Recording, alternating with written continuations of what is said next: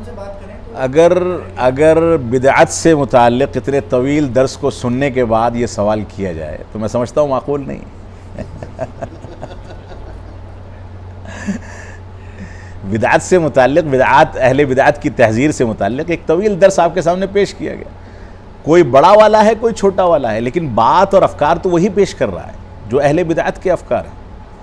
اسی وجہ سے مطلب یہ تھا کہ جیسے میں نے کہیں ابھی جب محرم تھا تو میرے ایک دوست تھا، میں نے ویسی بات کی کہ کھچڑا بنا رہا ہے، بریانی بنا دے تو آپ نہیں کھاتے.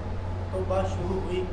اب جب بات شروع ہوئی تو حدیثیں بھی پیش کر دیں، من سن سنت حسنہ. وہ الگ بات ہے کہ وہ اس کی تعبیر اس نے غلط کی کہ من سن سنتن کو اس نے بدعت حسنہ سے تعبیر کر دیا.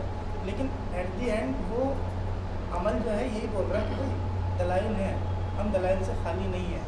نہیں ٹھیک ہے، لیکن یہاں پر اہل سنت والجماعت کا یا علماء حق کا یہ فریضہ ہے کہ اس کے سامنے یہ بتائیں کہ یہ دلائل درست نہیں ہیں.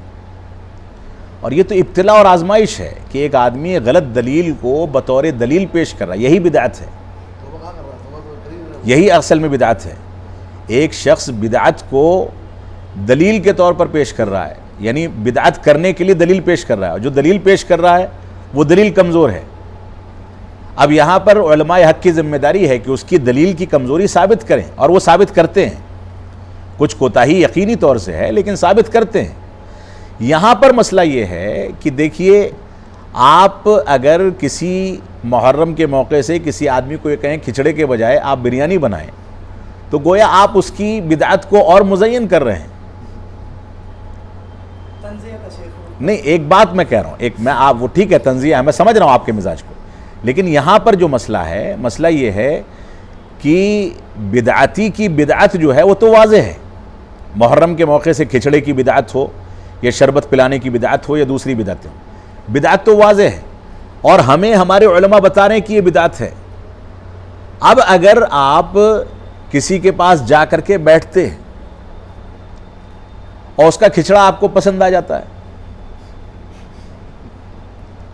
تو کم از کم جو سختی اہل بدعت کے لیے ہونی چاہیے اس کے اندر نرمی تو آ جائے گی. اور اسی نرمی سے بچنے کے لیے علماء اہل سنت والجماعت بدعتیوں سے دور بھاگا کرتے تھے. اس بات کو سمجھ لیں، ایک ضابطہ ہے.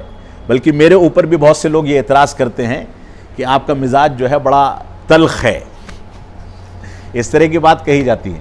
جن لوگوں نے مجھ کو صرف خطبات جمعہ کی حد تک یا تقریروں کی حد تک سنا ہے وہ یہ سمجھتے ہیں کہ میں بہت روڈ مزاج کا انسان ہوں،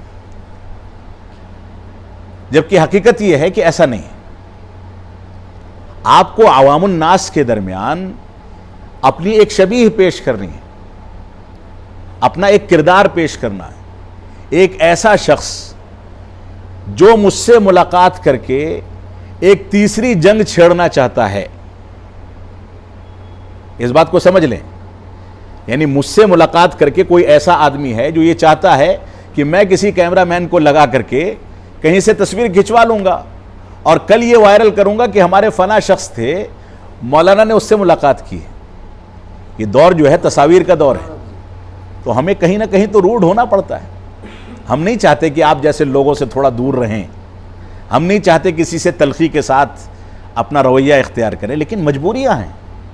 اور یہی مجبوری ہے کہ علماء اسلام نے یہ بھی ذکر کیا ہے کہ جو شخص اسلامی قضاء کا جج ہے وہ عوام الناس کے ہدیے قبول کرنے میں، ان کے ساتھ قہقہے اور ہنسی مذاق کی مجلسوں میں پرہیز کرے گا. کیوں؟ اگر اس کے سامنے کوئی قضیہ ایسے شخص کا آ گیا جس نے کل اس کو ہدیہ دیا تھا یا اس کے ساتھ بے تکلف ہوا تھا اور اس کے بارے میں اس کو اس کے خلاف فیصلہ کرنا ہے تو وہ نرم پڑ جائے گا.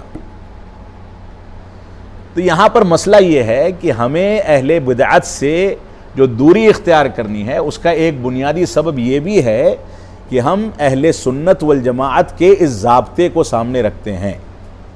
اگر ہم ان کے ساتھ تلخی کے بجائے نرمی اختیار کریں گے تو کل کہیں نہ کہیں وہ نرمی جوش مارے گی، اس کا ہدیہ جو ہے ہمیں اس کی بدعت کے بارے میں نرم کر دے گا.